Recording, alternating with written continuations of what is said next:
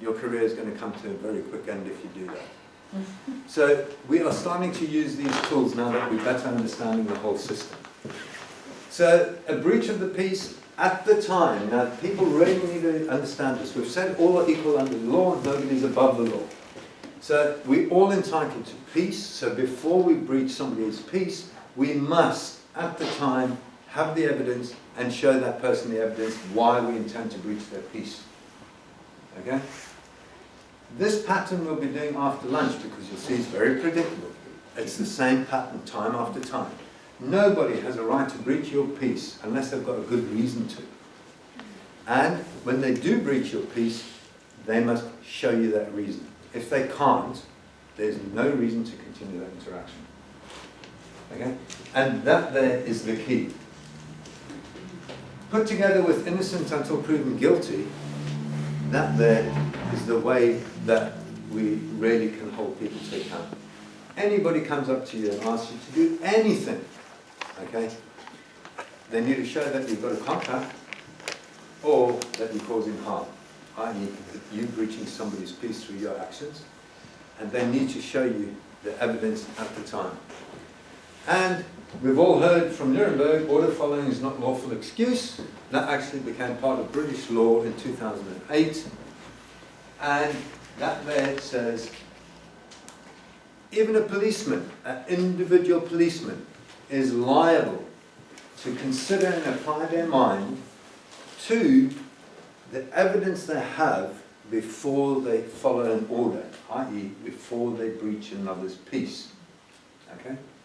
Can I just ask a question?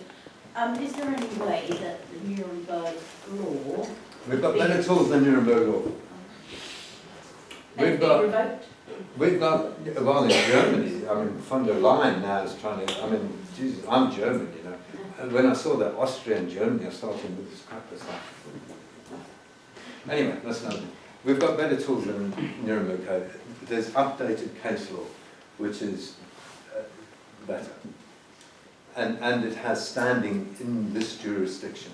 Okay? We've got better tools available to us, essentially, is what I'm saying. Okay. It doesn't invalidate the Nuremberg, it reinforces it, doesn't it? It actually applies better knowledge. So literally, it's the evolution of the concepts.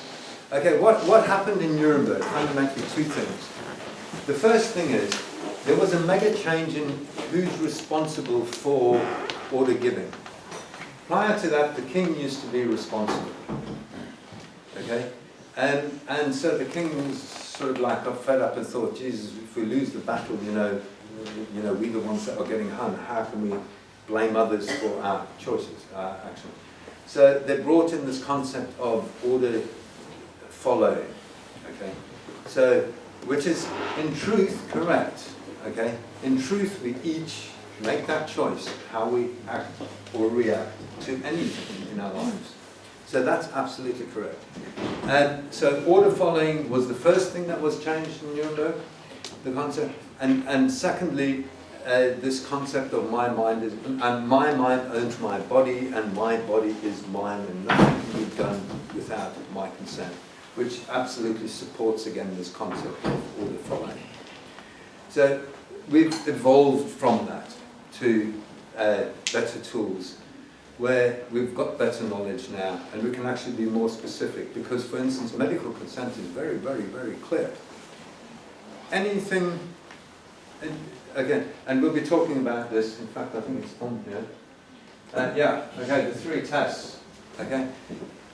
We each can discern right and wrong through our feelings. And there's a very simple test for lawfulness. So the test for lawfulness is there a good reason for asking me to do something? That's called a legitimate aim. So go back to Boris and this new bill that they're trying to push through Parliament about jumping off the cliffs of Dover on the 1st of April next year. Okay? Is there a legitimate aim? What is the good reason for creating or asking somebody to do anything? So that's the first part of the test. So, no, not to see it, not to say. You obviously have made quite some effort there. No, quite seriously. No, thanks for making the effort, it really is. So a legitimate aim means write down what you're trying to achieve, what is the goal. Then second thing is, you need to consider all alternatives that can achieve that legitimate aim. And then the third condition is, you must choose the one which least impacts upon another person's rights. Okay? So essentially what it's saying is, all are equal under the law, nobody's above the law, and my freedom ends when I impose upon another. So with those simple tools now, we can very, very easily discern. I've said earlier about the policeman, if I can do it, if you can do it, and I can do it, then it's lawful. If I can't do it, it's not lawful. So with the medical consent, it's very, very clear. It's, and those of you who've been, another strong tool we have is the Health and Safety Act and the risk assessment. Because guess what, the risk assessment actually is medical consent, is the standard that needs to meet. So the consent is, for instance, with a mask, how much does it reduce my risk of catching anything, and how much does it reduce my risk of transmitting anything? No science on that one. We know it stops droplets, but we don't know anything about transmission. Vaccine. What is the percentage risk reduction of me catching it and spreading it? Isolation. Same thing. Every single thing they've done is called a prophylactic treatment, or a medical treatment, and a medical treatment includes vaccinations, very specifically, and other prophylactic treatments. Prophylactic treatments are anything that is designed to reduce transmission. Yeah, to inhibit. To inhibit, to stop from that. So, and we'll look at that in more detail as we get on. So, the test for lawfulness is simple. First, if you can do it, can I do it? If the answer is no, then it's not lawful.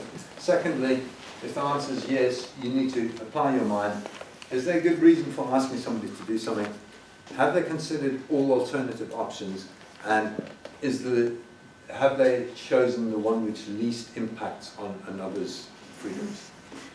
So we have all these simple tools, and something called reasonable evidence, okay, is not what you decide is reasonable or what you feel is reasonable.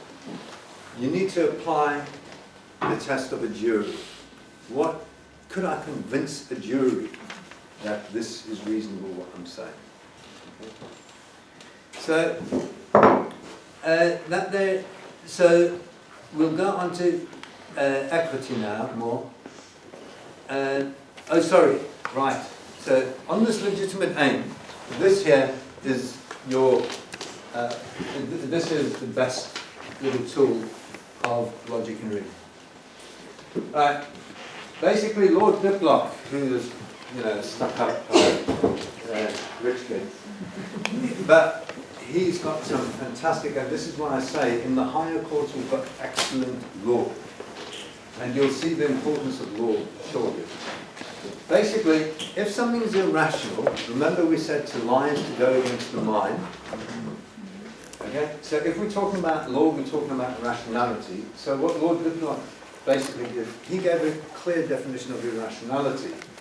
And i.e., if it's irrational, it's unlawful. And what he said is, if somebody's decision were so outrageous in its defiance of logic or of accepted moral standards that no sensible person who had applied his mind to the question to be decided could have arrived at it.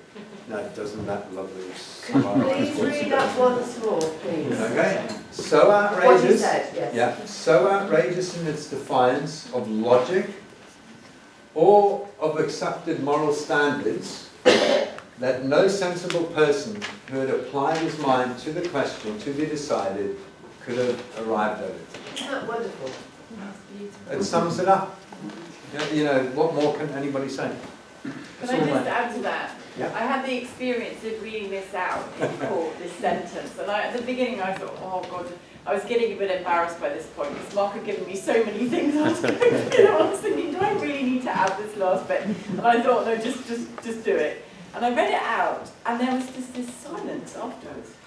There was this authority in those words that had a power somehow, and it was very cool. And that is the truth because it resonates. You know, it resonates. Honestly, the prosecution was on video link, and when Emily started, it's like you could see the prosecutor's like, oh God, I've got one of them idiots here. That's how it was, wasn't it? Okay, and the magistrate, at least, he wasn't that visibly dismissive of what Emily was saying. But then when Emily kept on going, you could see the prosecutor getting more and more concerned, his facial expression changed, and he's starting to check up what Emily's saying. And the judge is like, as he wasn't perking up, but literally the prosecution was getting more and more concerned, and the judge was getting more and more interested. Can I ask what the charge was, if you don't mind? Coming into the country, not signing a passenger locator form, and not isolating and not testing. And remind us where you are with that case. Like, it's gone to appeal, did you say? No, this No, one it we've hasn't got happened yet. 4th That of was just January. the pre-hearing. When I read out what I had, was just the Yeah. pre-hearing. It's on the 4th of January. 4th of January, yeah. So basically we've had the case management hearing. Was that in Norwich Court, sorry? It's going to be Great Yarmouth. So come along to the party. Yeah. No, but and what was very unusual in that case was that the magistrate did stop Emily. She didn't let it go all the way, and he said to the clerk, "Can you find my next available date because I want to hear this case." Okay, so that says to me were masses, because what Emily had said was enough to persuade him there's some substance here, there's something real here, okay? And that this is not some dumb bimbo sort of thing. This is not some freeman of the land. This is not some common law or anything like that. So, so that is what's happening here. So I'm working also with a girl down in up in Edinburgh, where we've got NHS Lothian in court, along exactly the same thing: prove the virus exists, prove it causes unique harm, and prove that it's transmissible, and that it's an employment tribunal case for unfair dismissal, because basically they're acted irrational, and it all comes down to this. I think that's the best sort of little sentence that I've come across. So. But this was a decision made. The reason that has so much strength is because that was something that was said up at the top level. Yeah, absolutely. Common law precedents. We've got judgments from up here that we're using down here. They're not going to use their laws against them. Correct. Use their own laws. No. We'll get onto it because these are our laws. We created these laws. We do. Okay. Yeah. And so we are just finally waking up to our power. We create the law, and now we're just using the law and standing by it. Excuse me, what was the context in which you said that? Sorry? What was the context in which you... Basically, we'll go more into detail later, but essentially, for the Coronavirus Act to have a legitimate aim, they need to really show us it exists. Because if it doesn't exist, it's pretty pointless. There's also something else that's Not quite, calling their bluff. Be serious. it's quite useful to see is that what Mark's been very clever at is, so I've got a penalty notice. What I'm not doing is proving that I'm innocent. What I'm doing is I'm saying to them that they have to prove they have a claim against me. And actually, we'll reinforce that at this point, okay? the biggest problem we make is people feel that they need to prove that they're innocent. Okay? So if we look at what happened, for instance, when the supermarkets were closing down, asking you to mask, what happens is they are making actually a claim against you saying, why haven't you got a mask? Or put a mask on. That's making a claim. Right? How you respond is critical to what happens in law. So if I came to you and said, why haven't you got your mask on? How I've been using exempt. Just one Okay, way. you've been using exempts. Okay, we'll talk about that in a minute. But first, okay, where's your mask? I don't require one. Okay, different option. Okay, What Prove did you it. say? Sorry, what did you say? Why should I wear one? why should I wear one? What did that lady just say? What did you just say? I don't require I don't require one. Okay, Discriminatory and Equality Act Okay. 2010, is it? but yeah, Equality Act 20. But now, let's just look at Delia's response and yours. Prove you don't require it. What makes you think you don't require it? Then why don't you show me the evidence as to why I do need it? Okay, now we're changing it around, okay? Because the worst thing that we can do is turn around and say, they don't work, or something like that. Because what we've done then is we are the claimant now, and we must prove the claim we've made, okay? So we need to make sure we stay on the side of innocent until proven guilty, hence, prove that they were. What's the benefit to me? Okay, so that is one massive thing that we've got to change in our thinking. We've got to get out of ego, and the thing is, coronavirus is so emotive. And yeah, Where's your mask? where's my mask? I want to know you, sir. Where's my mask? Sorry, what do I need a mask for? What's your problem? But worse than that, can I just have your name and address, please? The reason is, it's none of your bloody business.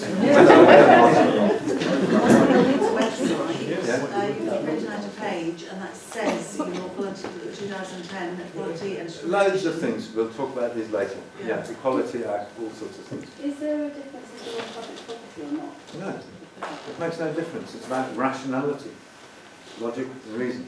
So quite simply, okay, if you exempt or whatever word you want to use, let's get to the core of the problem. It's none of your bloody business. Okay? You have no right even to ask if I'm exempt. So what we need to do is again change our behaviour with the knowledge. What's your name and address? Sorry, quick Because question. When you get like that, because there was this issue, obviously, with the murderer's pub, if you start answering like that, Yeah. can they then ban you from their shop because, because they deem that you might be antagonistic in the shop or you're getting aggressive? Could they? No, sorry, you started this interaction by asking me about a mask. It's your problem, not mine. Don't try and blame me for your problem. But if they perceive that you might be getting more agitated, could they say, right, we don't want you on our property because of that reason, nothing to do with it? Okay, right.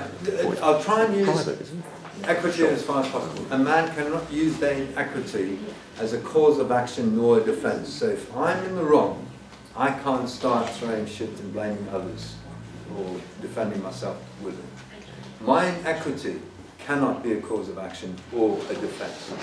1716. 300 years ago we sorted nonsense like this. But the principle is, what we're trying to do is be firm and assertive, and I can do it in a polite way. You know, I can say, you know, hey, listen, you've got absolutely no right to ask me about a mask. What's your name and address? Yeah. It depends upon them how you will react. So what But- about if they say, what do you want? So let's do role play. Yeah, Go on then. we will do. Go ahead. If the person is, why haven't you, where's your mask? I don't need a mask, and it's none of your business anyway. You're then going to ask me what my name and address is. Well, it depends if you're escalating the situation. Well, it is our business because Oh, is you're it spreading really? germs around. Oh, really? Okay. Now you've made a claim, I need you to prove that. What's your name and address? Why do you want my name and address? because I'm going to be suing you because you have no right even to ask me why I'm not wearing a mask. Right. Supposing she was COVID security. It doesn't matter who she is.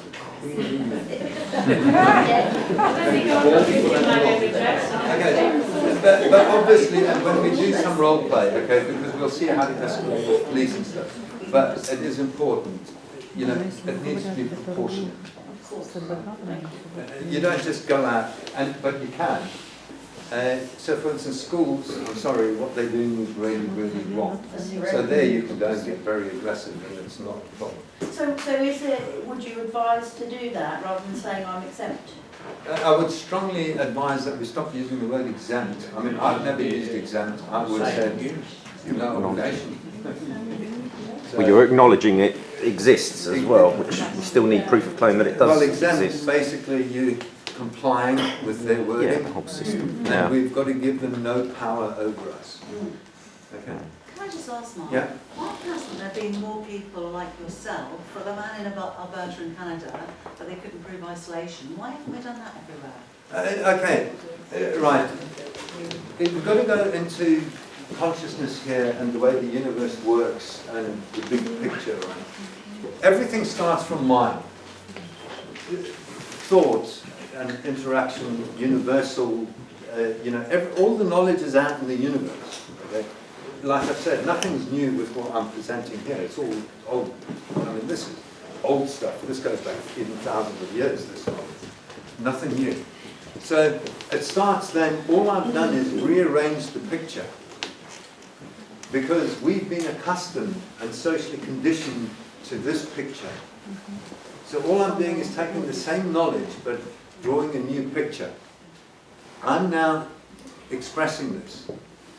And this new expression, right, the warrior calls in Canada, Chris James. I don't know, I can't remember his name, but Okay. if everybody did that. So basically, I woke up at like 3 o'clock in the morning. I'm learning to trust the universe, okay?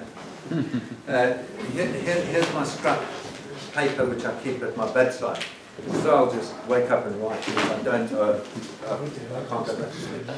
So Chris James, he didn't express it in a way I could understand it. But I woke up at 3 o'clock in the morning once and thought, that's exactly what he's saying. What he's saying is, prove you have a right to enforcement and I'm under obligation to comply. Prove what, sorry? Say that again? Prove you have a right of enforcement and that I am under obligation to comply. Okay? So that there was innocent until proven guilty. Then within, I've been putting this stuff together. He's expressed it and tried to get it enforced in a different way. Next thing in South Africa, they're bringing a case against the government to prove the virus exists. What was Rainer Vollmich doing? He was saying the PCR test everywhere. He was making a claim, which he could very easily support. Sorry, there's a lot of noise, Sydney. If you can repeat what you Sorry? said. Yeah. Okay, let me just finish the E24. And Rainer Vollmich, those of you that Sorry, we can't hear you talk. It's Yeah. a conversation at the same time, sorry, but it's important. And Rainer Vollmich, what he was doing is and the reason that he sort of stopped where he is, okay, because his whole argument was simply and correct that PCR test is the problem, okay. However, we've already got court rulings about PCR tests. That's not stopping the stuff that's going on. This needs a fundamental change at the grassroots level. Because the real problem we have is actually one of order following. That's the problem we have. You know, MPs have got away with this one, I'm afraid. You know, if you think you're going to get MPs for what's happened in the past liable, that's not going to work. We've actually put them on notice now, so from now moving forward, we can hold them liable. But it's this concept of, it's in the universe, okay? People are now tapping in, it's starting to resonate, the ripple effect is going out. and that's just a matter of time. But that was the isolation in Alberta, they couldn't prove the isolation, wasn't it? They can't prove any of it. And so There is I'm no- wondering why we haven't done that, because that was factored in. Because everybody was thinking in this box, this picture, this But belief the minor system. Flemish box, Yeah, they were thinking that they needed to say that it was wrong rather Yeah. than getting them to prove it. What's different exactly is what Emily said. Okay, because So, could Emily say it once more, please? 'Cause Right, it's difficult basically, hearing back, yeah. sorry. I was involved with, I don't know if you're familiar with the PCP against Matt Hancock, okay, with Michael Benicia. It was Michael and I that did that. And they threw it out quite correctly because we were missing one critical piece of paper that Matt Hancock knew before the 16th of March that it was downgraded. Now, with that, it became clear when we moved on to the second one. Michael was very much, we've got all these witness reports. The problem with witness reports is one expert is saying one thing, another expert is saying another thing. Okay? So, you're never going to get experts to agree. Why? 10%. Two different things, okay? Always two extremists. So it became very clear that we need to change the argument and get them to prove it. And coincidentally, that's when this made sense, what Chris was saying over in Canada, the Warrior Court. Okay? And so it's about getting them to prove their claim as opposed to us trying to prove Sorry, Chris is on social media with really white teeth. Yeah. Chris the Warrior. Yeah, The Warrior Court. Chris James. Oh, okay. A Warrior Court. Yeah. You can't judge by his first name, but Last week or the week before, we got the magistrates' court to give us the judge and the client's name and address over a council tax matter. So this is starting. Right, I want to just quickly sum up equity in a few words. And these here, the best source actually for starting with equity is Wikipedia. Just go and do a search in Wikipedia for equitable maxims, or the maxims of equity. I'll just read some out here, because you'll see that actually resonate. So, equity will not suffer a wrong without a remedy. Equity acts in person. That's the foundation of everything. Okay. When you trespass, when you breach somebody's peace, you are trespassing upon either their mind or their property. Okay. And trespass is a common law tort. It's a cause of action in the common law to sue people. So essentially, when we were asked earlier about common law, people were saying about harm. Okay? So this is the source of the law. No harm, loss or injury, is it? No harm, loss and injury. Correct. Okay, equity regards as done what ought to be done and imputes the intent to fulfill an obligation. Once you've agreed to something, my word is my bond, you flip and well stick to it. Okay? You walk your talk. You don't just blabber one thing and do something else. So once you've agreed something, when it comes to court, equity will fulfill that obligation if you haven't. Equity will force you to fulfill it. And one who seeks equity must do equity. He who comes to equity must do so with clean hands. Now, what this is saying is, fundamentally, equity is about good faith. Honour.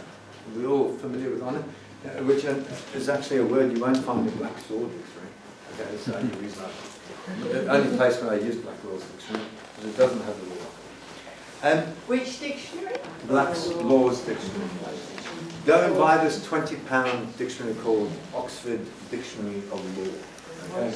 Instead of wasting your time on Black Laws Dictionary, for a number of reasons. Black Law Dictionary refers to case law from America. Okay, it does have case law from the UK as well, but as a generality, okay, if it's not from Britain or the Commonwealth, then it does not have jurisdiction. Okay, literally. Which is the one you recommend again? Just search Oxford Dictionary of Law, 20 quid or something like that. Basically, is the equivalent one of the England, and it's really friendly, very good. Okay. And so you'll see with the behaviour, So honour is the first thing, act with honour. We all know more or less what honour is. Second thing, good faith. What is good faith mean? You want to do the right thing. Right thing. Believe someone's word. Take someone's word as that's true. Take someone's word. Okay, good faith is very, very simple. Do not put your self-interest above that of anybody else. That's how simple good faith is. So again, a very, very simple test. And then the third thing is clean hands. This concept of clean hands. Walk your talk. Okay? And essentially that's what clean hands means. If you want equity, you've got to be straight. But equity is forgiving. If you made mistakes in your past, okay, those mistakes cannot be held against you. I.e., as my knowledge changes, then I can incorporate that new knowledge. Equity in regards to the courts, I've said equity prevails, and that's section 49 of the Senior Courts Act, so section 49. Don't worry, this isn't a manual, we'll get to it all. Okay? And the reason is, it's such a brilliant system. If we don't argue lawful excuse, if the judge has knowledge better than what the officers of the court have, okay, then they should apply that knowledge in order to avoid a multiplicity of suits. I.e., instead of always arguing the same crap time after time after time, we should settle a matter with the best available knowledge, put it behind us and move forward.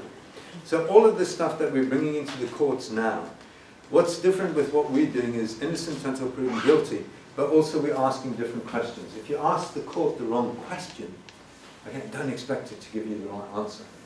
Okay? So we're reformulating the questions again to bring it into the consciousness of the court. Because people have been playing technical legalities for hundreds of years. Okay? And that's how the Bar Association operates. They sell you this nonsense it's about words, linguistics. Okay? A kid can tell the difference between man and woman. Okay? Equity is about substance and not form. If I can get across the message, that's what counts. The words I use does not matter. Right? And so the whole concept is a self-improving spiral to the truth, and one which really sums it all up. Equity will not allow a statute to cloak a fraud. That's the power of equity. Okay? So equity, if you can prove a fraud exists, equity will cancel that and on. And there'll be a remedy to it. So equity is way above Parliament. Right. So okay.